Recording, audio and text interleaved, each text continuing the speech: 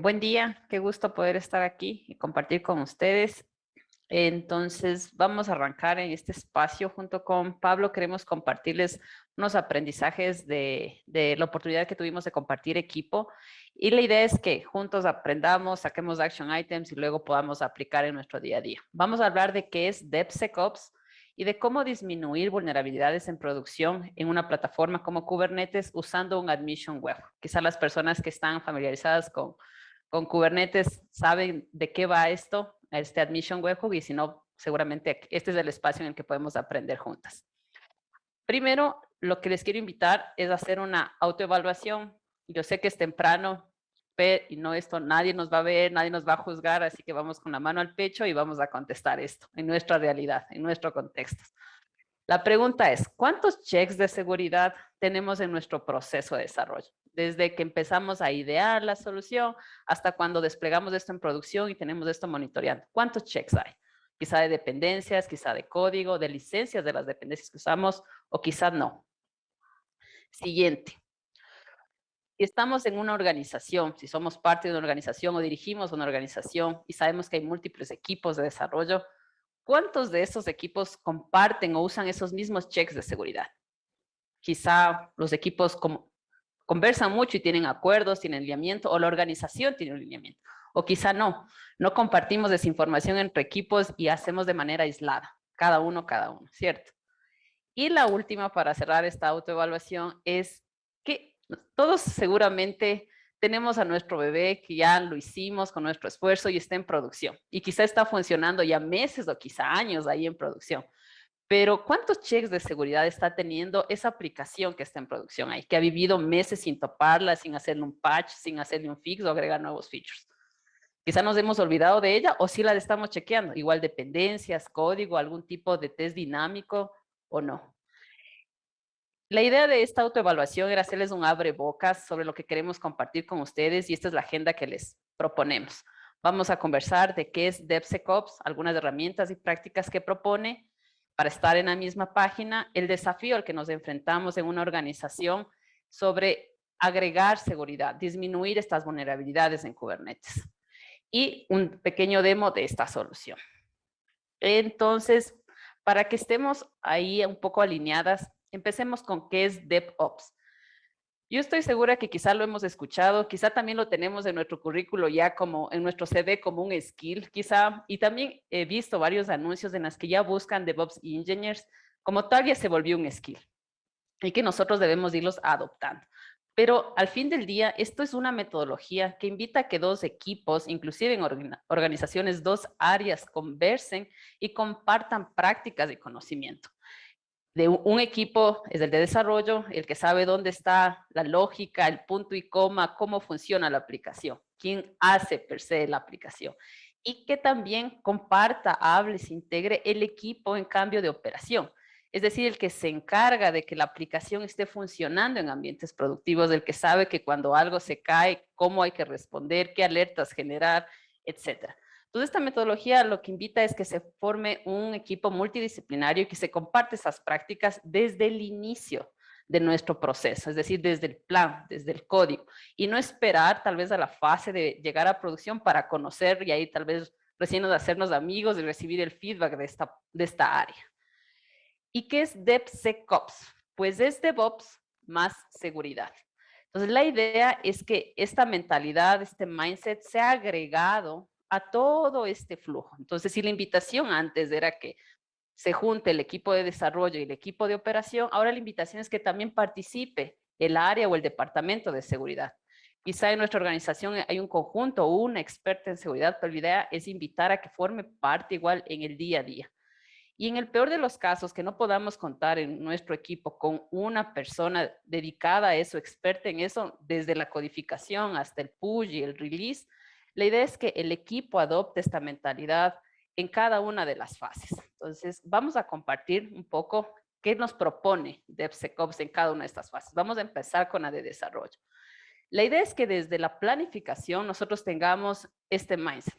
Por ejemplo, Si tenemos ya la idea de nuestra solución, comenzamos a diagramar, comenzamos a crear nuestra arquitectura en papel, en diagramas, la idea es que podamos usar prácticas como el threat modeling, que te permite identificar cuáles son tus recursos más valiosos y cómo los deberías proteger. Tal vez comenzar a identificar esos gaps de seguridad que podrías tener y comenzar a tener un plan para mitigar eso. En temas de arquitectura, hay que pensar, vamos a tener un firewall adelante, ¿qué tráfico voy a permitir, cuál no? ¿Dónde va a vivir la base de datos? Quizá en el mismo servidor de backend, ¿eso tiene sentido? ¿Puede ser peligroso o no?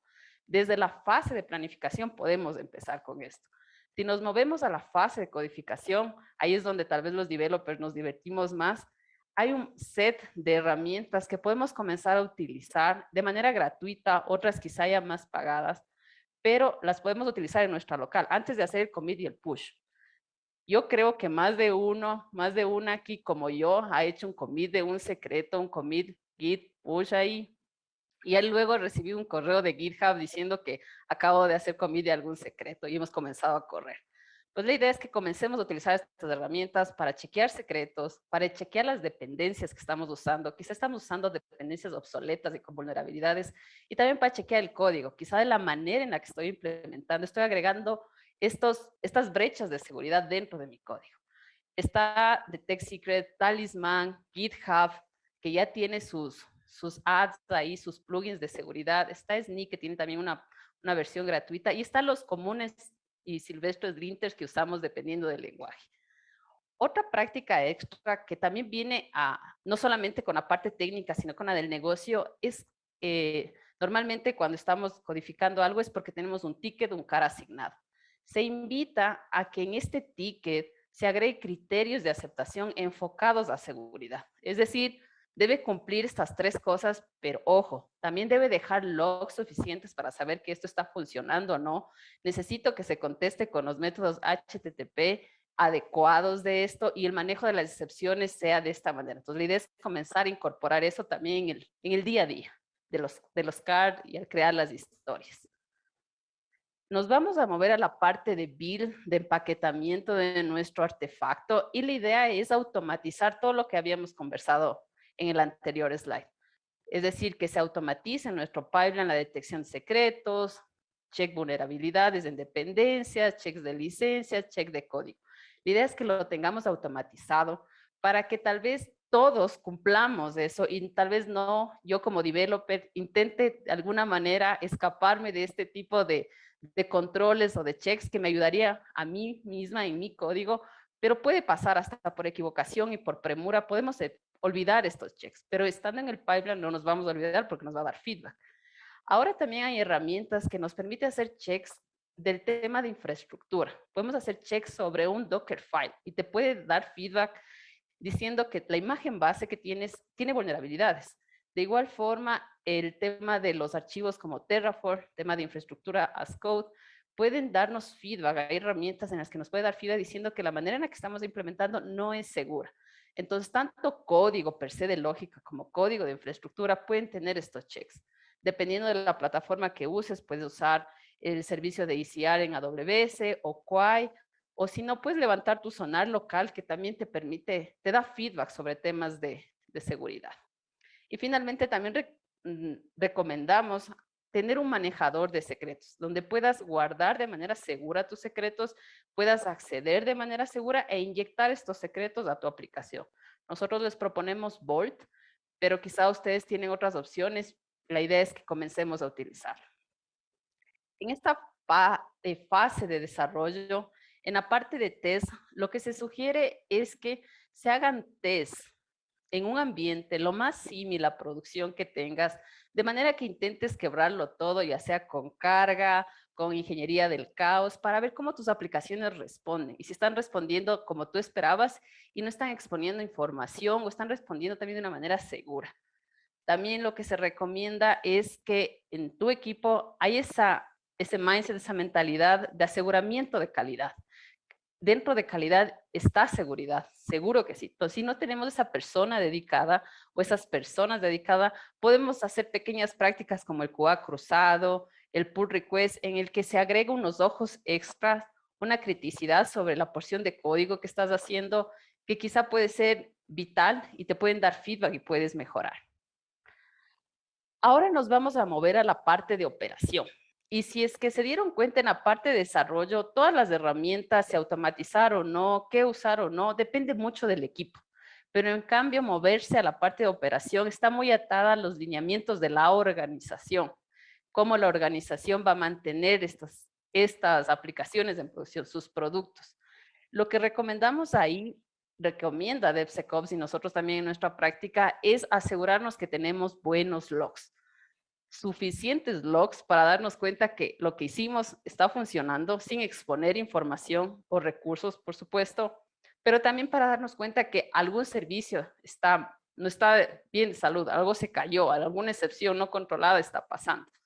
Generar alertas igual para cuando quizá estamos teniendo una carga no esperada o alguien está intentando acceder a un recurso no esperado. Estas son alertas enfocadas a la seguridad que nos ayudaría a darnos cuenta, a prevenir, a tomar acciones. Y finalmente tener dashboard. Pero no solamente dashboards de operación, no solamente dashboard de cuántos requests tengo, mis peticiones cuánto tiempo están tomando, qué estoy encolando o no, sino también dashboards de cómo está la salud de mi infraestructura. En un ambiente en el que se utiliza Kubernetes es ideal que usemos dashboard para saber nuestros pods están bien de salud o no, se están reiniciando nuestros servicios, quizá estamos llegando al umbral, al límite de memoria y de CPU o no. Y finalmente también lo que recomendamos en estas fases de operación es que no nos olvidemos de las aplicaciones que ya dejamos en producción, no nos olvidemos de nuestros bebés de alguna manera que están ahí viviendo y que hagamos checks continuos. Chequemos las dependencias. Si desplegué algo hace un año, estoy segura que las dependencias ya deben estar obsoletas.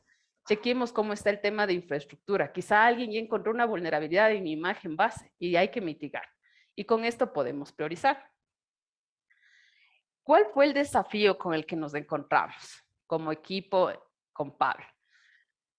Visto cómo funcionan estas dos aristas, el tema de desarrollo y el tema de operación, como equipos y como developers sabemos que cambiamos, nosotros nos movemos entre equipos, nos movemos entre compañías y al final esas decisiones de equipos autónomos pueden desaparecer, ¿cierto? Los equipos, quizá un equipo hizo lo que tenía que hacer y ese equipo desaparece.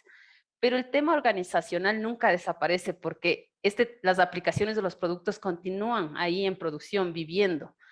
Entonces, a nivel organizacional, yo creo que ya no es ninguna novedad, ya no solamente es una noticia del extranjero en el que vemos que nuestros productos pueden ser atacados, pueden tener vulnerabilidades en las que gente con diferentes objetivos puede atacar esa vulnerabilidad o puede aprovecharse de esa vulnerabilidad. Entonces, ya no es una novedad y como tal, las organizaciones buscan asegurar sus, de alguna manera, puede ser recursos, sus valores más importantes para su negocio. Entonces, uno de los pocos checks que les queremos mencionar es, dentro de una organización, normalmente se busca que todos los componentes estén utilizando HTTPS, que quizás solamente se esté desplegando en estos ambientes productivos imágenes de repositorios que yo apruebo como organización.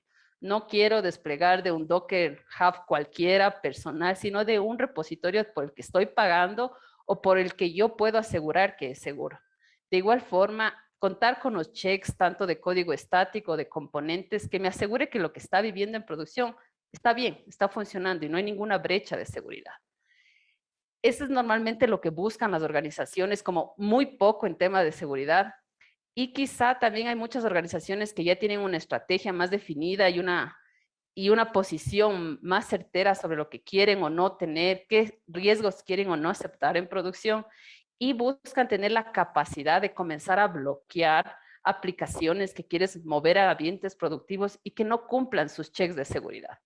Es decir, una organización puede tener un lineamiento que no va a aceptar aplicaciones con vulnerabilidades críticas y quiere tomar esa posición. Ese fue el desafío el que nos encontramos en cómo permitir que una organización tome ese control, tome esa gobernabilidad sobre sus ambientes de producción y comience a bloquear y comience a chequear lo que ellos querían chequear.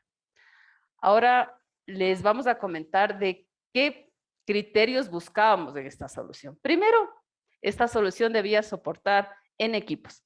Podrían ser 5 como podía ser 500 equipos. Tenía que soportar Independientemente del número de equipos, tenía que funcionar la solución. Había que recordar que los equipos son autónomos. Estos equipos toman sus propias decisiones, saben qué lenguaje usar, cómo automatizar su pipeline. No podríamos obligarles a solamente usar un tipo de dependencia o un lenguaje. Y finalmente, que esto debe funcionar sobre ambientes de Kubernetes, sobre la plataforma de Kubernetes. ¿Qué criterios buscábamos en esta solución? Definitivamente la más clave fue no generar más fricción, no generar ninguna fricción entre la experiencia de desarrollo del developer y la seguridad. Seguridad no sé, no es una materia que a todos nos enseñan en la universidad y que todos estamos preparados o certificados. Entonces, la idea es no generar más fricción.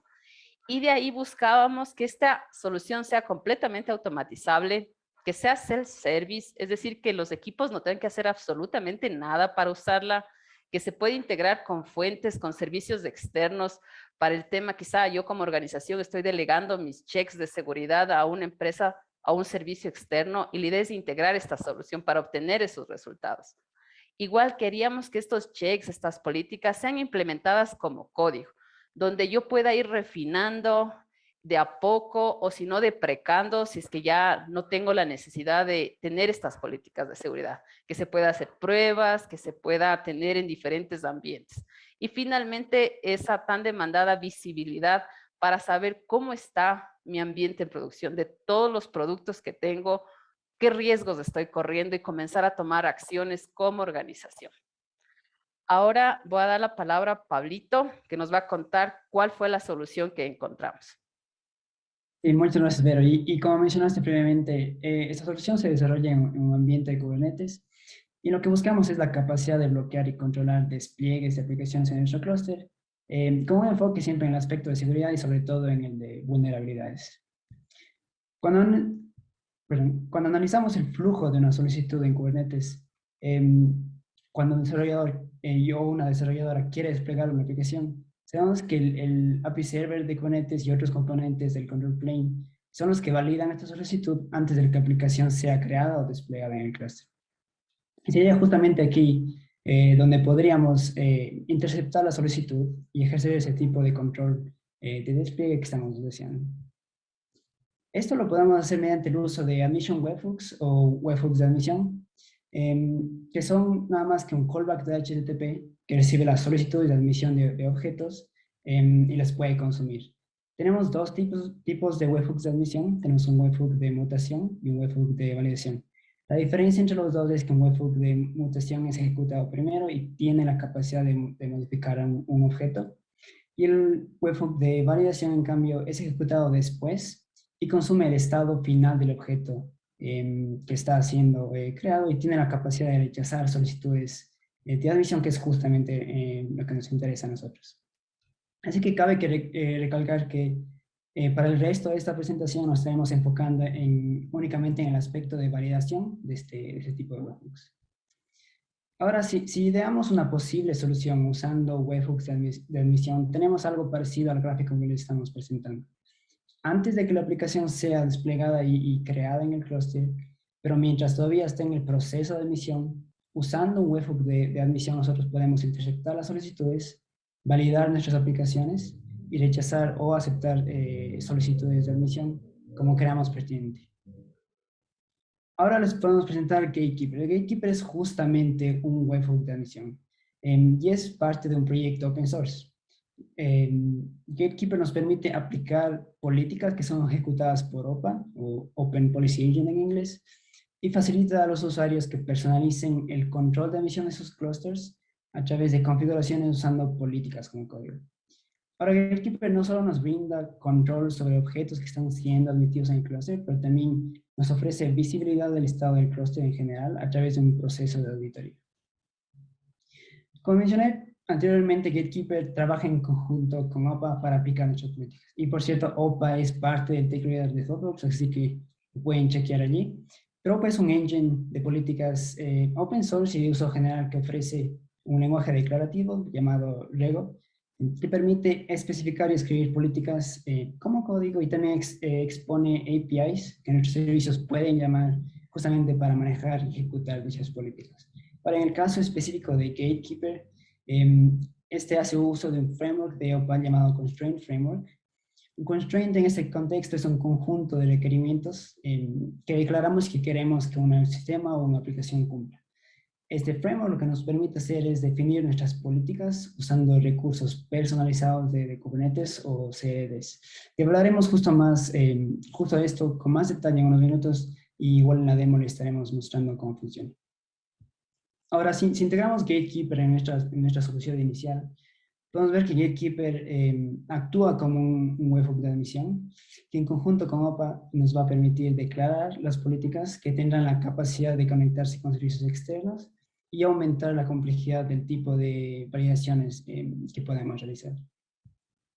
Si tomamos, por ejemplo, una aplicación que está a punto de ser desplegada a un ambiente de producción y que no contiene vulnerabilidades, nosotros tendremos la capacidad de realizar validación usando nuestras políticas, aceptar la solicitud de admisión y luego la aplicación sería desplegada normalmente.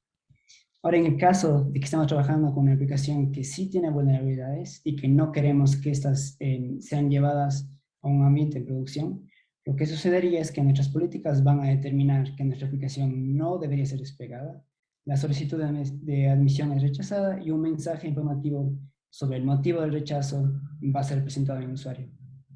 En este ejemplo concreto tenemos una aplicación que tiene vulnerabilidades de nivel alto o crítico y hemos incluido esta información en el mensaje, al igual que información específica sobre la vulnerabilidad misma. Queremos recalcar ahora características importantes de esta solución en 4 áreas distintas.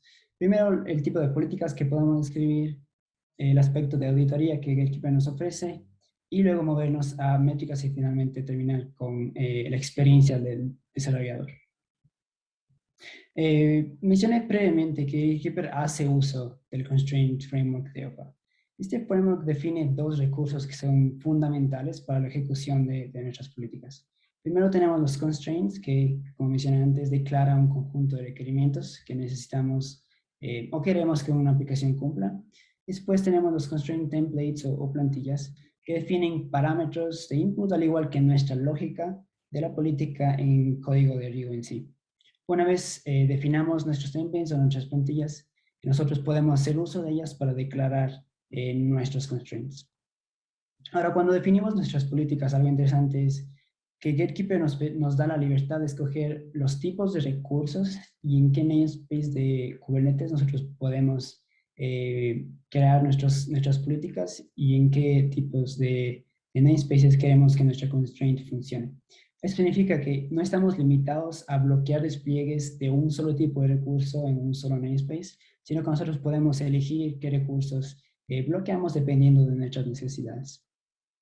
Otra de las ventajas de este sistema es que cada política es un recurso independiente de los demás. Y como consecuencia de esto se nos hace muy fácil añadir y remover políticas en forma de constraints y constraint templates sin afectar la ejecución de cualquier otra política que ya podemos tener corriendo. La capacidad de conexión a otros servicios externos también es una gran ventaja. Esto lo vamos a demostrar en nuestra demo, en el que haremos uso de servicios externos para escanear nuestras aplicaciones en busca de vulnerabilidades.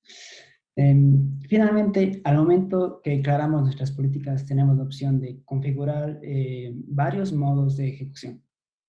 Es decir, podemos elegir que una política no bloquee un despliegue y que solo presente feedback sobre la evaluación de una política al usuario. Esto es súper útil, por ejemplo, cuando estamos implementando una nueva política o estamos en un periodo de adopción de esta solución en el que todavía no estamos listos para bloquear en ambientes de producción, pero sí nos interesa que nuestros equipos reciban el feedback necesario. Una de las características importantes también aquí es el hecho de que Gatekeeper nos ofrece la capacidad de auditoría. Este es un proceso recurrente en el que podemos configurar la frecuencia y en el que todas nuestras políticas van a ser ejecutadas contra aplicaciones que ya existen y están corriendo en nuestro clúster. Y esto va de la mano con lo que Vera nos mencionó anteriormente. En el caso que tengamos una aplicación en producción que no ha sido modificada en un periodo considerable de tiempo y nos gustaría saber si algo ha cambiado en el paso del tiempo en términos de seguridad. Nuevas vulnerabilidades pudieron haber sido descubiertas, por ejemplo. Entonces, justamente este proceso nos brinda la visibilidad del estado del clúster en términos de seguridad. Este proceso también genera gran cantidad de información y de datos que pueden ser recolectados y usados para generar dashboards como el que está aquí, en el que hemos decidido mostrar información sobre aplicaciones con referencias a las políticas que nuestras aplicaciones fallan o no pueden satisfacer. Gatekeeper también expone endpoints de métricas de Prometheus, en donde podemos obtener información acerca de nuestras políticas, como el número y el estado, por ejemplo, información sobre el proceso de auditoría que mencioné previamente, al igual que métricas relacionadas al estado de salud de Gatekeeper en sí. Y toda esta información puede ser usada para crear dashboards, como el que están viendo en pantalla, para monitorear la herramienta. Finalmente, queremos hablarles de la experiencia de usuario con esta solución. Una de las grandes ventajas de esta herramienta es que podemos habilitarla por default en nuestros clusters. Nuestros desarrolladores no tendrán que realizar ningún cambio en sus recursos, de que Gatekeeper es desplegado directamente en el clúster y estará escuchando y evaluando las aplicaciones de los equipos. Igualmente está relacionado a lo que Vero nos mencionaba, el hecho de que queremos que esta solución no genere fricción para los desarrolladores. También, al momento del despliegue, los desarrolladores reciben mensajes con feedback en el caso de que su aplicación sea rechazada, obviamente, en donde podemos incluir la información que queramos nosotros. Pero podemos incluir información sobre la política que falló, al igual que la razón, como pueden ver en el ejemplo que está aquí. Los desarrolladores también pueden hacer uso del dry run nativo de Kubernetes, en que su aplicación va a pasar por todo el proceso de admisión del que hemos estado hablando. Nuestras políticas se evaluarán, pero la aplicación no será persistida o desplegada en Kubernetes. Y esto es muy útil cuando deseamos saber cómo una aplicación será evaluada por nuestras políticas y saber qué cambios son necesarios antes de llevar esas aplicaciones a producción. Y finalmente, toda la información que se recauda en el proceso de auditoría y el proceso de despliegue puede ser usada para crear dashboards que los equipos pueden consumir para saber el estado de seguridad de sus aplicaciones y priorizar cambios que tengan que hacer en este aspecto. Ahora les vamos a presentar una pequeña demo en el que les mostraremos un pipeline de un equipo hipotético con el que vamos a desplegar una aplicación. Este pipeline contará con pasos en el que nos integraremos con servicios externos para escaneos de vulnerabilidades y después veremos cómo Gatekeeper puede bloquear un despliegue basado en esos resultados. Ahora, por motivos de logística hemos decidido grabar un video, así que Vera, por favor, si le das play. Gracias. Como primer paso, corremos pruebas unitarias en nuestra aplicación. Como pueden ver ahí. Después tendremos un paso en el que, usando ese servicio externo, vamos a escanear a nuestra aplicación en busca de vulnerabilidades y librerías de terceros. En este caso específico, nuestra aplicación de Python solo tiene 2 vulnerabilidades. También tenemos un paso en el que construimos y publicamos nuestra imagen de Docker, en el que tenemos también un componente de escaneo. Y como pueden ver, la imagen que estamos usando para esta demo contiene solo una vulnerabilidad y de nivel crítico.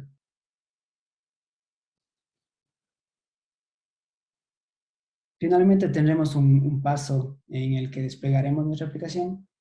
La aplicación ha sido desplegada en un ambiente hipotético de producción, inclusive cuando la aplicación e imagen de Docker tenía vulnerabilidades. Como mencioné previamente, estamos usando un servicio externo para escanear todas nuestras aplicaciones y nuestra imagen de Docker. En este caso específico estamos usando Snyk. Y como pueden ver aquí, esta es la única vulnerabilidad que nuestra imagen de demostración de Docker tiene y es de nivel crítico. Y justamente son estos resultados de escaneo que hemos generado con Snyk los que Gatekeeper y nuestras políticas van a usar para determinar si la aplicación debe o no ser admitida en el clúster de Kubernetes. Ahora, hemos visto cómo este equipo hipotético ha generado y ha construido su pipeline de una manera en la que, inclusive si su aplicación o imagen de Docker tiene vulnerabilidades, ellos son capaces, perdón, de desplegar a producción sin ningún tipo de control.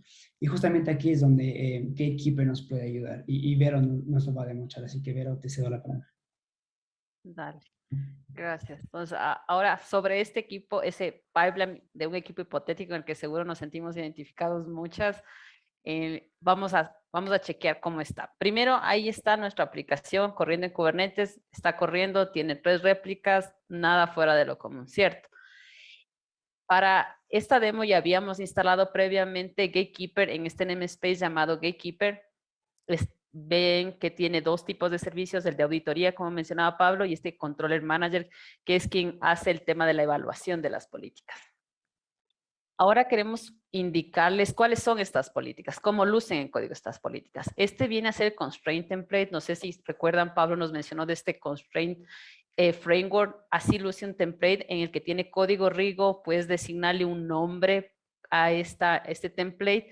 Y en la sección de la línea 14 tenemos el método de violación. Este método es súper crítico porque podemos acceder a información del recurso que se quiere actualizar o desplegar, sacar ciertos datos y consumir un servicio externo. Por ejemplo, estamos sacando el nombre de la aplicación y consumiendo este servicio externo que está desplegado en cualquier otra parte del mundo, en el que le estamos diciendo, dime si es que tiene vulnerabilidades altas o críticas, y si es de ser así, responde con este mensaje.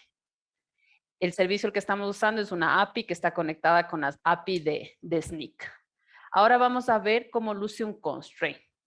Este framework tiene 2 cosas, el template que vimos y ahora este constraint. Este constraint, ¿cómo se ata al template? Mediante ese kind, que es en la línea 1, podemos definir un nombre. Y lo interesante de aquí es que mediante configuración, porque al final es de un YAML, podemos decirle sobre qué namespace queremos que se haga el match o sobre cuál excluir y sobre qué tipos de recursos queremos que se haga esta validación. En este caso solamente estamos aplicando para deployments. Es decir, esta política no va a afectar cuando quiera desplegar un cron job o un namespace o lo que haga falta. Entonces, ahora vamos a instalar estas políticas de seguridad. ¿Cómo las instalamos? Igual que toda la vida, vamos a instalar con kubectl apply. Vimos que no estaba instalado nada, está todo vacío en temas de nuestras políticas. Vamos a instalar ahorita el template que tiene el código de Rigo, la lógica de validación. Y ahora vamos a instalar el constraint que tiene la configuración sobre qué recursos vamos a hacer el chequeo de esta política. Vemos que se puede instalar como cualquier otro recurso de Kubernetes, igual lo podrías desinstalar si lo necesitas. Vemos que ya está ahí el recurso y ahora, como para resumir, únicamente lo que hemos hecho aquí es habilitar las políticas, Gatekeeper y sus políticas. No hemos tocado el código del pipeline, no hemos tocado el código de la aplicación de nuestra demo, y lo que vamos a hacer es simular un commit cualquiera en el demo, en este pipeline de este equipo hipotético que mencionaba Pablo, y va a ser trigger al pipeline. Este commit push que hagamos va a ser trigger y va a pasar exactamente por los mismos pasos que ya nos había comentado Pablo. No hemos tocado el pipeline para nada. Va a hacer sus tests, luego va a ir utilizando un ORF, en este caso en CircleCI, va a utilizar ahí el Snyk para chequear las dependencias, va a recibir el mismo feedback que por ahora el equipo no ha decidido que sea bloqueante. Por sus razones ellos han decidido que no sea bloqueante y va a seguir el transcurso común y silvestre. Donde vamos a ver un cambio es en la fase de deploy. Entonces ya estamos preparando el deployment y nos vamos a mover a la parte ya de deploy. En este caso, como ya habilitamos nuestros constraints, debemos recibir ya el feedback de nuestra política de seguridad. Entonces, si vemos, el paso en el pipeline falló, previamente no había fallado porque no había ninguna política, y aquí vemos cuál fue el feedback que se recibe.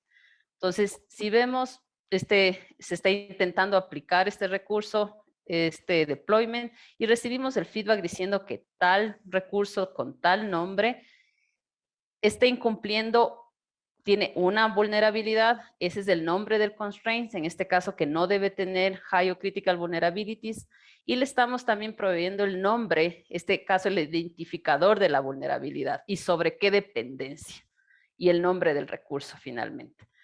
Entonces, si recordamos, esto fue lo que Pablito nos indicó, que esa era la vulnerabilidad que Snyk había detectado. Entonces, simplemente aquí lo que hicimos fue consumir ese servicio y proveerle feedback al equipo, diciéndole no puedes desplegar a producción porque tienes esta vulnerabilidad.